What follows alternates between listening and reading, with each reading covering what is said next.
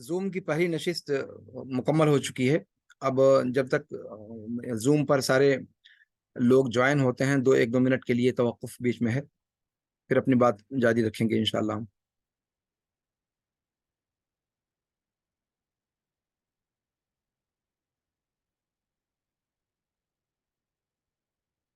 جی تو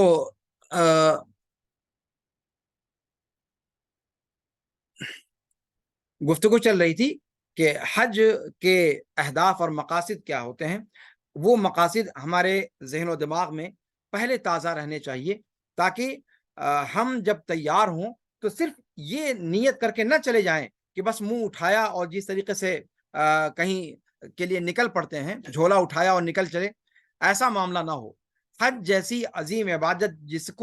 جس کا سفر زندگی میں عام طور پر ایک بار ہی ہم کر پاتے ہیں, تو اس عظیم عبادت کے لیے نکلنے کا ہدف کیا ہے, اس کا مقصد کیا ہے, اس کے مقاصد ہمارے ذہن و دماغ میں پہلے تازہ ہونے چاہیے. اور پھر اس کے بعد ہم جب حج کے لیے نکلیں گے تو پھر ہمارے ذہن و دماغ میں اس کا جو صحیح خاکہ ہے وہ موجود رہے گا. تو پانچواں جو عظیم مقصد ہے حج کے تعلق سے, وہ یہ کہ اللہ رب العالمین کے شعائر کی تعظیم پر ابھارتا ہے حج. اللہ رب العالمین کی تعظیم, اللہ رب العالمین کے احکام کی تعظیم, اللہ رب العالمین نے جن جگہوں کو مقدس قرار دیا ہے ان جگہوں کی تعظیم, چاہے وہ زمانی ہو چاہے مکانی ہو, ان کی تعظیم کا تصور ہمارے ذہن و دماغ میں آتا ہے.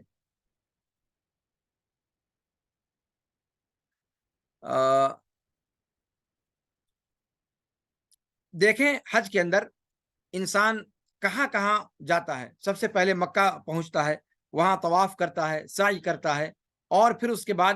ایام حج میں اس کو منا جانا ہوتا ہے. پھر وہاں سے وہ عرفات جاتا ہے, پھر عرفات سے وہ مزدلفہ آتا ہے, پھر مزدلفہ سے منا آتا ہے. اس طریقے سے ایک حاجی یا ایک حج کرنے والا وہ مشاعر کے درمیان ایک جگہ سے دوسری جگہ منتقل ہوتا چلا جاتا ہے. اور پھر اس کے ساتھ ساتھ جو اعمال کی انجام دہی ہے, یہ سارے کے سارے اعمال, ان ساری چیزوں کا مقصد قرآن نے کیا ذکر کیا, ذالک ومن یعظم شعائر اللہ فإنها من تقوی القلوب, کہ اللہ رب العالمین کے شعائر کی تعظیم ہے یہ سب در حقیقت, اور یہ دلوں کی تقوی سے اس کا تعلق ہے. تو یہ سارے کے سارے اعمال اور یہ ساری کی ساری چیزیں جو انجام دی جا رہی ہیں, ان کے ذریعے سے اللہ رب العالمین کے شعائر کی تعظیم مقصود ہے. اسی طریقے سے ایک اہم مقصد حج کا ہے کہ دنیاوی اور اخروی مصلحتوں کے درمیان موازنہ, دنیاوی اور اخروی مصلحتوں کے درمیان موازنہ. یہ کیسے اس حج کے اندر اس مقصد کو کیسے ہم سمجھ سکتے ہیں؟ وہ اس طریقے سے سمجھ سکتے ہیں کہ اس حج میں جہاں ایک طرف بڑی عظیم قربانیاں دے کر کے اور پیسے خرچ کر کے انسان پہنچتا ہے, لیکن ساتھ میں وہاں پہنچ کر اس عبادت کی انجام دہی کے ساتھ ساتھ دنیاوی نفع حاصل کرنا بھی اللہ رب العالمین نے اس کے لیے جائز قرار دیا ہے. یعنی آخرت کا جو نفع اس کو حاصل ہوگا حج کے ارکان اور واجبات کے ادا کرتے ہوئے, وہ تو اس کو حاصل ہوگا ہی, لیکن ساتھ میں وہ دنیاوی منافع بھی حاصل کرنے کے لیے آزاد ہے. قرآن کریم کہتا ہے لیس علیکم جناح ان تبتغوا فضلا من ربکم, کہ تم پر کوئی حرج اور گناہ نہیں ہے کہ تم اپنے رب کے فضل کی تلاش میں وہاں پر جٹ جاؤ, اس طور پر کہ عبادت میں کوئی کسر نہ آنے پائے, کوئی کمی نہ آنے پائے. اسی طریقے سے قرآن نے کہا لیشہدوا منافع لہم ویذکروا اسم اللہ فی ایام معلومات, کہ تاکہ حجاج کرام اپنے نفع کی چیزوں کو دیکھیں اور اللہ رب العالمین کا متعین دنوں میں ذکر و اذکار کریں. تو یعنی اللہ رب العالمین کا ذکر و اذکار بھی ہوتا رہے, اور ساتھ میں اگر کوئی شخص اب بزنس کی نیت سے کوئی چیز خرید و فروخت کا معاملہ کرتا ہے تو وہ دنیاوی فائدہ بھی اٹھا سکتا ہے. تو اس طریقے سے حج دینی اور دنیاوی دونوں قسم کی منفعتوں کو شامل ہے, لیکن شرط یہ ہے کہ یہ چیز یہاں پر سمجھنے کی ہے کہ قرآن نے اس چیز کو کہا ضرور ہے، لیکن یہاں پر شیخ سعدی رحمہ اللہ اور دیگر علماء جو محققین ہیں، انہوں نے اس چیز کو لکھا ہے کہ تجارت گرچہ حج کے ساتھ ساتھ ایک بندہ تجارت بھی کر سکتا ہے، لیکن اس کا مقصود اساسی حج کی عبادت کی انجام دہی ہو، اصلاً اس کا مقصد تجارت نہ ہو، اور تجارت اس کو حج کے ارکان اور واجبات اور اس کے سنن کی ادائیگی سے روکنے والے نہ ہوں، تب اس حد تک وہ تجارت کے لیے آزاد ہے، ورنہ حج کی عبادت کو بالائے طاق رکھ کر اور پھر انسان تجارت ہی کو اپنی اساس بنا لے تو وہ چیز درست نہیں ہے۔ بہرحال اپنی اصل کے اعتبار سے حج جیسی عبادت کے اندر دینی اور دنیاوی دونوں فوائد حاصل کرنے کا شریعت نے مزاج رکھا ہے۔ اسی طریقے سے حج کی عبادت اللہ رب العالمین کے ساتھ، اللہ رب العالمین کے ذکر کے ساتھ ایک مسلمان کو جوڑے رکھتی ہے۔ حج کی عبادت میں جو بھی چیزیں آپ کرتے ہیں، آپ دیکھیں نا، طواف کا معاملہ ہے، سعی کا معاملہ ہے، یا پھر عمومی طور پر مشاعر کے اندر منتقل ہونے کا معاملہ ہے، ان تمام مراحل کے اندر اللہ رب العالمین کے ذکر سے ایک حج کرنے والے کی زبان تر رہتی ہے، اور تر رہنا بھی چاہیے، کیونکہ حج کے عظیم ترین مقاصد میں سے ایک اہم مقصد یہ بھی ہے۔ قرآن کہتا ہے فَإِذَا أَفَضْتُم مِّنْ عَرَفَاتٍ فَاذْكُرُوا اللَّهَ عِندَ الْمَشْعَرِ الْحَرَامِ وَاذْكُرُوهُ كَمَا هَدَاكُمْ وَإِن كُنتُم مِّن قَبْلِهِ لَمِنَ الضَّالِّينَ ثُمَّ أَفِيضُوا مِنْ حَيْثُ أَفَاضَ النَّاسُ وَاسْتَغْفِرُوا اللَّهَ إِنَّ اللَّهَ غَفُورٌ رَّحِيمٌ فَإِذَا قَضَيْتُم مَّنَاسِكَكُمْ فَاذْكُرُوا اللَّهَ كَذِكْرِكُمْ آبَاءَكُمْ أَوْ أَشَدَّ ذِكْرًا۔ تو یہاں پر آپ دیکھیں کہ اللہ رب العالمین نے ان آیات کے اندر ایک حج کرنے والے کو اس بات کا حکم دیا ہے کہ وہ اللہ رب العالمین کا ذکر پیہم کرتا رہے مزدلفہ میں مشعر حرام کے پاس، پھر اس کے بعد طواف افاضہ کے وقت، یا اسی طریقے سے پھر اس کے بعد جب حج مکمل کر چکیں تو اس کے بعد ایام تشریق میں۔ اسی طریقے سے قرآن کہتا ہے وَأَذِّن فِي النَّاسِ بِالْحَجِّ يَأْتُوكَ رِجَالًا وَعَلَى كُلِّ ضَامِرٍ يَأْتِينَ مِنْ كُلِّ فَجٍّ عَمِيقٍ لِيَشْهَدُوا مَنَافِعَ لَهُمْ وَيَذْكُرُوا اسْمَ اللَّهِ فِي أَيَّامٍ مَّعْلُومَاتٍ، کہ آپ اعلان کر دیجئے لوگوں میں کہ وہ حج کے لیے آئیں پیدل یا سواریوں پر، اور تمام دور دراز کے راستوں سے، تاکہ وہ اپنے نفع کی چیزوں میں کو دیکھیں، اور اللہ رب العالمین کے نام کا تذکرہ، اللہ رب العالمین کے ذکر و اذکار میں لگے رہیں ان متعین دنوں کے اندر۔ امام ابن قیم رحمہ اللہ نے اسی وجہ سے اس بات کو ذکر کیا ہے کہ اللہ رب العالمین کا ذکر، چاہے وہ تلبیہ کی شکل میں ہو، چاہے وہ تحلیل کی شکل میں ہو، لا الہ الا اللہ وحدہ لا شریک لہ لہ الملک ولہ الحمد وہو علی کل شیء قدیر، یہ کہیں، یا لبیک اللہم لبیک لبیک لا شریک لک لبیک ان الحمد والنعمت لک والملک لا شریک لک۔ انشاءاللہ تلبیہ پر بھی ہماری گفتگو ہوگی اور حج کے اقسام پر بھی ہماری گفتگو ہوگی، لیکن آج تمہید کے طور پر یہ حج کے اہم مقاصد کو میں چاہتا ہوں کہ پہلے بیان کر دوں، اور اس کے بعد پھر انشاءاللہ قدم بقدم ہم آگے بڑھیں گے اور دیکھیں گے کہ کس طریقے سے حج کے تمام مراحل کے اندر اصل مقصد اللہ رب العالمین کے ذکر کو بلند کرنا، اللہ رب العالمین کی توحید کا غلغلہ، اور اللہ رب العالمین ہی کے لیے جانثاری کا پیغام جو ہے مضمر ہے حج کی اس عظیم عبادت کے اندر۔ تو اس کے بعد آٹھواں مقصد، یا اسی طریقے سے رمی جمار کے وقت بھی اللہ اکبر کہہ کر کے انسان رمی جمار کرتا ہے، ذبح کا معاملہ ہے، ذبح کے وقت میں اللہ کا نام لیا جاتا ہے، بسم اللہ اللہ اکبر کہہ کر کے، یعنی آپ جس چیز کو بھی دیکھیں وہاں پر اللہ رب العالمین کا ذکر آپ کو نظر آئے گا، اور مشاعر کے میں منتقلی کے دوران اور حج کے تمام اعمال کے درمیان اللہ رب العالمین کے ذکر کو بلند کرنا یہ اساسی اور بنیادی مقصد ہے حج کے مقاصد میں سے۔ اور جب یہ بات ہے تو پھر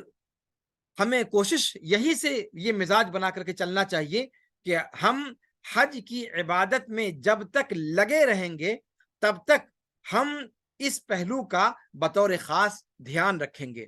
بہت سارے حجاج کرام جاتے ہیں اور وہاں جانے کے بعد طواف کے دوران ایک دوسرے کے حال احوال پوچھتے رہتے ہیں، ایک دوسرے کے گھر بکری نے بچہ دیا یا مرغی نے انڈا دیا یا نہیں دیا، کون بیمار ہے کون مر رہا۔ وہ دنیا داری کی باتیں کرنے کی جگہ نہیں ہے۔ وہ عبادت جب تک آپ انجام دیں، آپ کی زبان صرف اللہ رب العالمین کے ذکر سے رطب اللسان ہونی چاہیے، آپ کی زبان تر ہونی چاہیے اللہ رب العالمین کے ذکر و اذکار سے۔ اسی طریقے سے جب آپ طواف سے سعی سے فارغ ہوں، پھر اس کے بعد جب مشاعر کے اندر جائیں، 8 تاریخ سے جو اعمال شروع ہوں گے اس کا ذکر انشاءاللہ آگے آئے گا، لیکن یہاں سے یہ مزاج بنا کر کے چلیں کہ اب جو عبادت آپ انجام دیں، جس کی انجام دہی کے لیے آپ جا رہے ہیں، یہ عبادت، یہ جس طریقے سے آپ نماز پڑھ کر کے 10 منٹ میں فارغ ہو جاتے ہیں، یہ وہ والی عبادت نہیں ہے۔ یہ عبادت آپ سے کم از کم 1 ہفتے کا تقاضا کرتی ہے کہ اس 1 ہفتے کو آپ اس طریقے سے گزاریں کہ وہ 1 ہفتہ آپ کی زندگی کا نمایاں ترین ہفتہ بن جائے، آپ کی زندگی کا عنوان بن جائے، آپ کی زندگی کی پیشانی کا جھومر بن جائے۔ اگر یہ مقصد ہم لے کر کے چلتے ہیں، تب یقین مانیں کہ ہم حج کو اس کے صحیح مقصد مقصد کو سمجھ کر انجام دینے والے شمار کیے جائیں گے۔ اسی طریقے سے حج کا جو 8واں ہدف اور مقصد ہے وہ یہ کہ پوری انسانیت کے درمیان مساوات کی تعلیم کو عام کرنا۔ اور یہ چیز تو اتنی واضح ہے، اتنی واضح ہے کہ اس کو بیان کرنے کی حاجت ہی نہیں ہے۔ کوئی امیر ہو، کوئی غریب ہو، کوئی فقیر ہو، کوئی محتاج ہو، کوئی بادشاہ ہو، کوئی وزیر ہو، اور پھر ایشیا کا ہو، افریقہ کا ہو، یورپ کا ہو، سارے رنگ و نسل کو، سارے دنیاوی امتیازات کو بالائے طاق رکھتے ہوئے ایک حج کرنے والا 2 سفید چادروں میں ملبوس ہو کر وہ اپنے آپ کو صرف ایک رنگ میں رنگ لیتا ہے، اور پوری انسانیت وہاں اس میدان میں، میدان عرفات میں اور مشاعر مقدسہ کے اندر ایک رنگ میں رنگی ہوئی دکھائی دیتی ہے۔ اور یہاں سے اس حج کا عظیم مقصد سمجھ میں آتا ہے کہ بحیثیت انسان کے سارے کے سارے انسان برابر ہیں۔ ان میں سے کسی منطقے، کسی علاقے کے آدمی کو کسی دوسرے علاقے کے آدمی پر فضیلت نہیں ہے، جیسے کسی بڑے اسٹیٹس والے شخص کو کسی چھوٹے اسٹیٹس والے شخص پر کوئی فوقیت حاصل نہیں ہے۔ اس پیغام کو یہ حج کی عبادت اس پیغام کو چیخ چیخ کر دیتی ہے، اور اس پیغام کو ہمیں سمجھنا چاہیے۔ یہاں اس عبادت میں نہ کوئی نسب کام آتا ہے، نہ کوئی رشتہ داری کام آتی ہے، نہ کوئی درجہ بندی کام آتی ہے، نہ کوئی اس کے اندر اپنے آپ کو کسی دوسرے سے نمایاں کر سکتا ہے۔ سب کو ایک لباس میں ایک کام کی انجام دہی کرنی ہے، اور ایک ہی طرح کے کام سارے لوگوں کو سے اس کا مطالبہ ہے، کسی کو کسی چیز سے مستثنا نہیں کیا گیا ہے۔ تمام وہ چیزیں جو ان کو کسی طرح کے فرق میں بانٹنے والی ہیں، ان تمام چیزوں سے ننگا کر دیا جاتا ہے، وہ سارے کپڑے اتروا لیے جاتے ہیں، اور وہ صرف 2 چادروں میں ملبوس ہو کر کے تمام جگہوں کے لوگ اسی ایک لباس میں وہ اس میدان میں قدم رکھتے ہیں اور اس عبادت کی انجام دہی کا آغاز کرتے ہیں۔ آغاز ہی کے وقت سے یہ حج کا پیغام ان کے ذہن و دماغ میں اللہ رب العالمین کی جانب سے جو ہے بیٹھانے کی کوشش کی جاتی ہے کہ اے انسانوں، تم اپنے طور پر جو بھی ہو، جس سوسائٹی کے ہو، جس مقام پر ہو، جس اسٹیٹس پر ہو، لیکن اب یہاں تمہیں یہ پیغام لے کر کے جانا ہے کہ تم ایک ہو، اور تمہارا دوسروں کے مقابلے میں کوئی تمیز نہیں ہے، اور سارے کے سارے لوگ ایک ہو۔ اگر کسی کو کسی پر فوقیت حاصل ہے تو وہ صرف اندرونی کیفیت کی وجہ سے حاصل ہے، جسے تقویٰ کہا جاتا ہے۔ اسی طریقے سے ایک اہم چیز یہ کہ قرآن کریم نے جو یہ آیت ذکر کی ہے کہ فَإِذَا قَضَيْتُم مَنَاسِكَكُمْ فَاذْكُرُوا اللَّهَ كَذِكْرِكُمْ آبَاءَكُمْ أَوْ أَشَدَّ ذِكْرًا، کہ جب تم اپنے مناسک کو ادا کر چکو، اپنی عبادت حج کے جو ارکان ہیں ان کو ادا کر چکو، تو اللہ رب العالمین کا ذکر کرو اس طریقے سے جس طریقے سے تمہارے پرکھے کیا کرتے تھے، یا ان سے بھی زیادہ ذکر۔ یہاں پر مفسرین نے کہا ہے کہ اللہ رب العالمین نے پرکھوں کا ذکر کیوں کیا؟ تو یہاں اس پیغام کو مفسرین نے سمجھا، امام طبری رحمہ اللہ نے اس چیز کو بیان کیا ہے کہ یہ بات در حقیقت یہ پیغام دے رہی ہے یہ آیت کریمہ کہ حاجی جب حج ادا کر چکتے تھے اس کے بعد وہ دنیاوی گفتگو میں لگ جایا کرتے تھے، فخر اور مباحات کے اندر لگ جایا کرتے تھے۔ ہر قبیلہ اپنے پرکھوں کی قصیدہ خوانیاں کرنے لگتا تھا، ہمارے پرکھے ایسے تھے، ہمارے دادا ایسے تھے، ہمارے پردادا ایسے تھے، اور وہ بھول جایا کرتے تھے کہ جس عبادت کے لیے آئے ہیں یہ اس عبادت کی روح کے منافی ہے۔ تو یہاں پر قرآن کریم نے یہ آیت کریمہ قرآن کے اندر اللہ رب العالمین نے اتاری اور کہا کہ یہاں پر اگر اپنے پرکھوں پر فخر کرنا ہے تو پرکھوں پر فخر کرنے کا طریقہ یہ ہے کہ جتنا اللہ رب العالمین کا ذکر انہوں نے کیا تھا اس سے کہیں بڑھ کر کے تم اللہ رب العالمین کا ذکر کرو۔ تو ذکر پرکھوں کا نہ کرو بلکہ پرکھوں نے جس کا ذکر کیا وہ ذکر تم بکثرت کرو۔ اس کا مطلب یہ ہوا کہ اللہ رب العالمین کا ذکر اور اذکار یہ حج کی عبادت کی روح، حج جیسی عبادت کی روح اور اس کی ریڑھ کی ہڈی ہے۔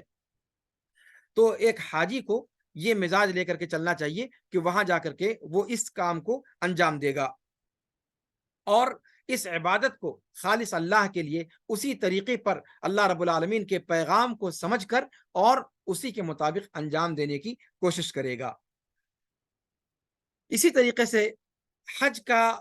ایک اہم پیغام یہ ہے کہ حج پوری ملت اسلامیہ کی وحدت کا اعلان کرتا ہے، اور یہ مساوات سے جڑا ہوا جو پچھلا ہدف ذکر کیا گیا کہ یہ اس بات کا اعلان ہوتا ہے کہ پوری دنیا کے مسلمان چاہے وہ جس بھی نیشنلٹی کے حامل ہوں، جس خطے کے رہنے والے ہوں، وہ سب کے سب ایک امت ہیں اور وہ امت محمدیہ ہے، اور ان کا کلمہ ایک ہونا چاہیے۔ جس طریقے سے آج وہ پوری دنیا کے کونے خدرے سے جمع ہو کر کے ایک میدان میں پہنچے ہیں اور ایک طریقے کی عبادت ایک ساتھ انجام دے رہے ہیں، ویسے ہی وحدت کا تصور ان کو اس عبادت کے بعد بھی باقی رکھنا چاہیے اور آپس میں انتشار اور افتراق نہیں کرنا چاہیے، اور ملت اسلامیہ کو ایک ڈگر پہ صراط مستقیم پر موحد ہو کر کے رہنا چاہیے۔ اور اس پیغام کو سمجھنے کی ضرورت آج کل کے حالات میں اور بھی زیادہ ہے۔ وَاعْتَصِمُوا بِحَبْلِ اللَّهِ جَمِيعًا وَلَا تَفَرَّقُوا، جو قرآن کریم نے کہا کہ اللہ رب العالمین کی رسی کو مضبوطی سے تھام لو، آپس میں اختلاف نہ کرو۔ یہ حج کی عبادت اپنے ہر مشعر کے ذریعے سے اور اپنے ہر رکن کے ذریعے سے یہ حج اس بات کا اعلان کرتا ہے کہ امت محمدیہ کو ایک ہونا چاہیے اپنے مسائل میں، اپنے کلمے میں، اور آپس میں ان کو کسی بھی درجے میں اختلاف نہیں کرنا چاہیے۔ تو اس پیغام کو بھی سمجھنے کی ضرورت ہے۔ یہ وہ اہم اہداف ہیں حج کے کہ جن کو حج کے لیے نکلنے سے پہلے ایک حاجی کو اپنے ذہن و دماغ میں تازہ رکھنا چاہیے اور اس کے بعد پھر اس عظیم عبادت کا اسے قصد کرنا چاہیے۔ اب اس کے بعد اس تمہیدی گفتگو کے بعد میں چاہتا ہوں کہ اب حج کی عبادت کے تعلق سے براہ راست جو مسائل ہیں ان کا ذکر شروع کروں، لیکن اس سے بھی پہلے میں ایک چیز اور کہنا چاہوں گا کہ حج کی عبادت یہ اسلام کے ارکان میں سے حج وہ رکن ہے جو اللہ رب العالمین نے تمام مسلمانوں پر فرض نہیں کیا، بلکہ اللہ رب العالمین نے کیا فرمایا؟ وَلِلَّهِ عَلَى النَّاسِ حِجُّ الْبَيْتِ مَنِ اسْتَطَاعَ إِلَيْهِ سَبِيلًا، من استطاع الیہ سبیلا، کہ حج فرض اللہ رب العالمین کے لیے ان لوگوں پر ہے جو وہاں تک پہنچنے کی سکت رکھتا ہو، جو استطاعت رکھتا ہو۔ استطاعت کو تھوڑا سا ہمیں سمجھنے کی ضرورت ہے۔ استطاعت سے عام طور پر یہ سمجھا جاتا ہے کہ صرف کسی کے پاس وہاں تک جانے اور آنے کا خرچ مہیا ہو جائے، بس یہی استطاعت ہے۔ استطاعت کا مضمون یہ نہیں ہے، استطاعت میں اور بھی بہت ساری چیزیں داخل ہیں۔ مثال کے طور پر صحت کا ناحیہ، تندرستی کا جو پہلو ہے وہ بھی اس کے اندر داخل ہے کہ اگر کسی کی صحت اس درجہ خراب ہے کہ وہ اس عبادت کی انجام دہی نہیں کر سکتا تو پھر وہ استطاعت میں داخل نہیں ہے۔ اسی طریقے سے خرچ کی بھی اگر ہم بات کریں تو خرچ کا مطلب صرف یہ نہیں ہے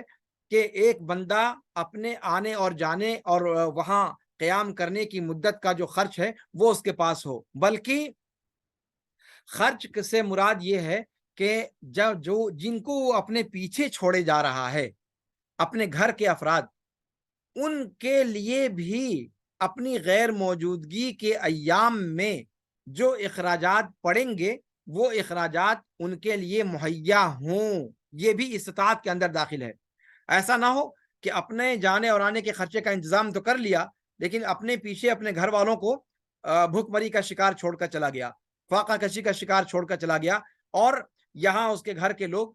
کشکول لیے ادھر ادھر اور گلی گلی پھرتے ہوئے نظر آ رہے ہیں۔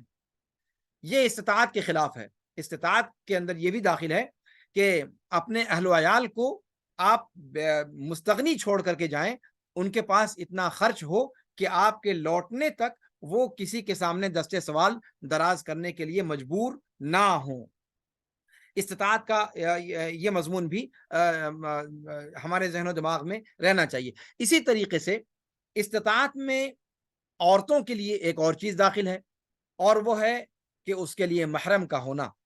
گرچہ قوانین میں نرمی کر دی جائے لیکن جو اصل حکم ہے وہ یہی ہے کہ عورت جب تک محرم کا اپنا اور محرم کا خرچ اس کے پاس مہیا نہ ہو تب تک عورت کے اوپر حج فرض نہیں ہے۔ تو یہ ساری کی ساری چیزیں ہیں جن کو ہمیں ذہن میں رکھنا چاہیے اور اس کے بعد حج کا ارادہ بنانا چاہیے۔ ساتھ میں ایک چیز اور ذہن میں رہنی چاہیے کہ حج کے لیے ہم نکلیں تو کوشش کریں کہ قرض کی لعنت سے ہم محفوظ ہوں۔ ایسا نہ ہو کہ سر سے پیر تک قرض میں ڈوبے ہوئے ہوں اور چلے حج کرنے کے لیے۔ کوشش یہ ہونی چاہیے کہ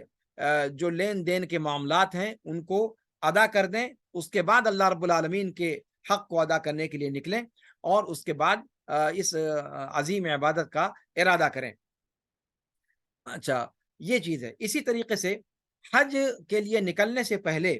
اس کے آداب میں سے یہ ہے کہ انسان چونکہ سفر پر نکل رہا ہے اور یہ اندازہ نہیں کہ وہ صحیح سلامت لوٹ سکے گا یا وہیں پر ہماری موت اللہ رب العالمین نے لکھ رکھی ہے، تو جب یہ صورتحال ہے تو ہمیں کوشش کرنی چاہیے کہ اپنے جو معاملات ہیں ان معاملات کا نپٹارہ کر کے جائیں۔ جو حقوق اور معاملات ہیں، جو لینا اور دینا ہے لوگوں سے، وہ سارا معاملہ واضح کر کے جائیں اور اپنے گھر والوں کو اس کے بارے میں آگاہ کر کے جائیں، اور کسی کا لین دین اپنے اوپر رکھ کر کے یا بقایا جات اپنے اوپر رکھ کر کے وہ سفر کا ارادہ نہ کرے۔ اسی طریقے سے اپنی ذات سے اگر کسی کو اذیت لاحق ہوئی ہے تو ان سے توبہ اللہ اور معافی کروا لے اور حقوق العباد کے طور پر اپنا پورا دامن صاف کر لے اور اس کے بعد وہ اللہ رب العالمین کے گھر کا ارادہ کرے۔ یہ آداب میں سے ہے جو وتزودوا کا قرآن نے حکم دیا ہے توشہ لینے کا، تو اس توشے کے اندر یہ سارے کے سارے مضامین داخل ہیں اور استطاعت کے اندر یہ سارے کے سارے مضامین داخل ہیں۔ اس کا ہمیں لحاظ رکھنا چاہیے۔ حج کی عبادت ظاہر سی بات ہے حج کے مہینوں میں انجام دی جاتی ہے، اور حج کے مہینے جیسا کہ آپ جانتے ہیں شوال، ذوالقعدہ اور ذی الحجہ کے ایام ہیں، یہ حج کے مہینے کہے جاتے ہیں، اور انہی مہینوں کے اندر ہمیں حج کی نیت کرنی ضروری ہے۔ یہ چیز بھی میں پوائنٹ آؤٹ کرنا چاہوں گا کہ کچھ لوگ یہ سمجھتے ہیں کہ صاحب اس سال حج کرنا ہے اور اس کے بعد کوئی بہت زیادہ مطلب اہتمام نہیں کرتے ہیں، تو نیت کی تجدید کر لینا چاہیے، اور حج کا مہینہ داخل ہونے کے بعد ہمیں نیت کرنی چاہیے، اس لیے کہ نیت کا وقت شوال ہے جب سے موسم حج شروع ہوتا ہے، تو شوال کا مہینہ شروع ہوتے ہی ہمیں حج کی نیت کی تجدید کرنی چاہیے اور پھر نیت کر کے اس کا اہتمام کرنا چاہیے۔ لیکن یہاں یہ بات ذہن میں رہے کہ نیت کرنے کا مطلب یہ نہیں ہے جو بہت سارے افراد لیتے ہیں کہ الفاظ کے ذریعے سے اس کو ادا کیا جائے، نہیں، یہ مقصد نہیں ہے، بلکہ شوال کا مہینہ آتے ہی آپ اس ارادے کو پختہ کر لیں کہ اس سال آپ انشاءاللہ حج کو جائیں گے، یہ آپ کے دل کے ارادے سے وہ نیت آپ کی ہو گئی۔ نیت دراصل دل کے ارادے ہی کا نام ہے، لیکن شوال میں وہ نیت آپ کی کم از کم ہو جانی چاہیے، یا ذی القعدہ میں حج سے پہلے پہلے بہرحال موسم حج شروع ہونے کے بعد سے لے کر کے حج سے پہلے پہلے تک جب آپ کسی بھی وقت آپ کے اندر وہ نیت جو ہے وہ کر لینی چاہیے۔ ایسا نہ ہو کہ جو پہلے کا سوچا ہوا ہے اسی پر آپ اکتفا کر لیں اور اس کی تجدید نہ کریں۔ تو نیت کا معاملہ ہو گیا۔ اس کے بعد جب ہم حج کے لیے نکلیں تو جو یہاں کی تیاریاں ہیں ان تیاریوں کو پورے طور پر کر لیں، تاکہ سفر کے جو مراحل آنے والے ہیں ان سفر کے کسی بھی مرحلے میں ان کو کوئی رکاوٹ نہ ہو، کاغذات مکمل طور پہ تیار ہوں، ویزے کا معاملہ تیار ہو، اور رہائش کا معاملہ تیار ہو۔ جو ساری کی ساری چیزیں ہیں ان کا اہتمام پہلے سے ہونا چاہیے۔ بڑے افسوس کی بات ہے کہ اس سال ملک نیپال کے حجاج کے تعلق سے بڑی شکایات سننے میں آئی، اور ان اللہ کے مہمانوں کو کاٹمانڈو سے روانگی ہو تو گئی اللہ اللہ کر کے، لیکن کافی کچھ جھیلنے کے بعد، کافی مشقتوں کا سامنا کرنے کے بعد، اور اس میں جہاں یہاں کے حجاج کے اندر بیداری نہ ہونا اس کا ایک سبب، سرکار کی طرف سے جو کوتاہی ہے اس کا تو خیر پوچھنا ہی نہیں ہے، وہ تو ہے ہی اور وہ برابر رہا کرتی ہے، لیکن اس بار بطور خاص ذمہ دار کا موجود نہ ہونا اور کسی نائب کو اچانک ذمہ داری دے دیا جانا، یہ اس کے اسباب میں سے ہے۔ یہ سب چیزیں حج کے تعلق سے ہونی نہیں چاہیے، اور عام طور پر ہندوستان اور بنگلہ دیش اور پاکستان وغیرہ کے اندر اور جگہوں پر اس طرح کی چیزیں نہیں ہوتی ہیں۔ حکومت کی طرف سے انتظامات پہلے سے کیے جاتے ہیں اور سارے اہتمامات کے ساتھ جو ہے حجاج کرام کو بلایا جاتا ہے۔ اللہ رب العالمین جو یہاں سے ہمارا قافلہ گیا ہے، اللہ رب العالمین ان کو خیر و عافیت کے ساتھ رکھے، اور ان کی جو اذیتیں ہوئیں، جو مشقتیں ان کو برداشت کرنی پڑی، اللہ رب العالمین ان مشقتوں کے عوض ان کو ثواب عطا فرمائے۔ اور ہمیں کوشش کرنی چاہیے کہ اپنے طور پر حج سے متعلق جو بنیادی معلومات ہیں ان کو ہم یہاں سے معلوم کر کے چلیں۔ پیسے کا معاملہ ہو، نقدی کا معاملہ ہو، جو وہاں پر اخراجات کیسے کرنا ہے، کیا کرنا ہے اور کیسے معاملہ ہوگا۔ یہاں سے جو جانے والے حجاج ہوتے ہیں عام طور پر بڑے سادہ لوح ہوتے ہیں، وہ سب چیزیں ان کے ذہن و دماغ میں نہیں ہوتی ہیں، جس کی وجہ سے وہاں پہنچنے کے بعد اچانک انہیں پریشانی آ جاتی ہے۔ تو ان ساری کی ساری چیزوں کو ذہن میں رکھ کر کے ہم سفر کا ارادہ کریں۔ اس کے بعد جب ہم سفر کا قصد کر کے نکل چکے تو اس کے بعد پھر ہمیں احرام کا کپڑا پہننا ہوتا ہے، اور پھر اس کے بعد تلبیہ پکارنے کا مرحلہ ہوتا ہے، پھر میقات سے گزرنے کا معاملہ ہوتا ہے، اور میقات پہنچ کر کے کچھ کام کرنے کا معاملہ ہوتا ہے۔ وہ ساری کی ساری چیزیں یہاں سے انشاءاللہ میں اب اگلے درس کے لیے اس کو ملتوی کرتا ہوں۔ انشاءاللہ اگلا درس 2 دن کے بعد، یعنی کل بدھ ہے، پرسوں جمعرات، جمعہ کو انشاءاللہ جمعہ سے انشاءاللہ پھر اس حج کا جو اگلا مرحلہ ہے اس کو انشاءاللہ آپ کے سامنے رکھوں گا، اور انشاءاللہ پھر اس موضوع کو مکمل کروں گا۔ اللہ رب العالمین سے دعا ہے کہ اللہ رب العالمین ہمیں